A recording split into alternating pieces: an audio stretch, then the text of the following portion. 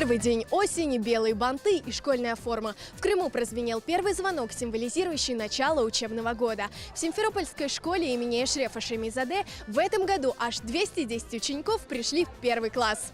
В школе открыли 8 первых классов. 3 из них с крымско-татарским языком обучения. 76 детей будут учиться здесь на родном языке. Мы обязательно хотели отдать ее в крымско-татарскую школу. Я очень рад. Я поздравляю свою доченьку. Это счастливый день и не только для нее, и для меня. 1 сентябрь күні бет бөле ең жаңлықнен бұл күні біз беклеп аламыз. 1 сентябрь білгі күні бұл байрамны біздің кенже талебелеріміз беклелер, 1 сынып талебелері олардың ана бабалары ве біздер ожалар.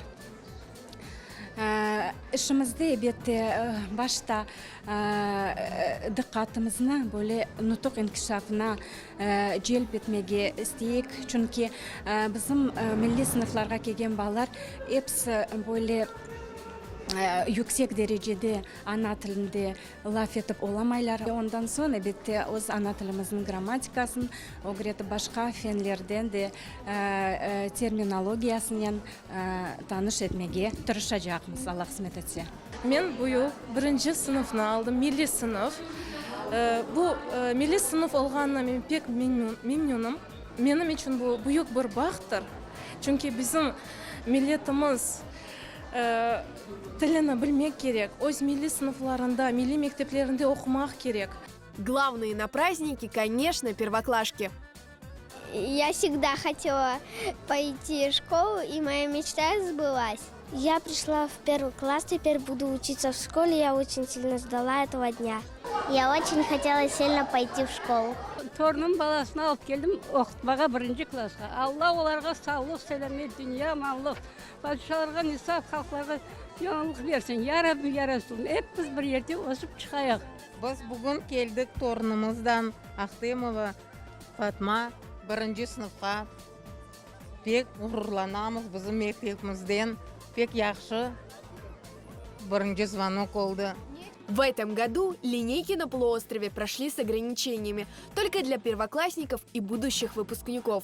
Для Мавилей Зайнетдиновой этот учебный год в школе станет последним. Впереди усердная подготовка к экзаменам и поступление в вуз. В Симферопольской школе имени Эшрефа Шемизаде уделяют особое внимание не только изучению родного языка. Здесь детей учат беречь крымско-татарскую культуру и чтить национальные традиции. En büyük baht hoca için talebelerimizni osip buyutup kanatlarını kartal gibi uçurmak ve gelecekte bizim talebelerimiz Gasprinskiler, Numan Çelebijihanlar, Alimi Abdinanovalar, Ahmetхан Sultanlar olsunlar. Vatanımızga sevgi, tilimizge hürmet bağışlamak bu birinci maksadımız.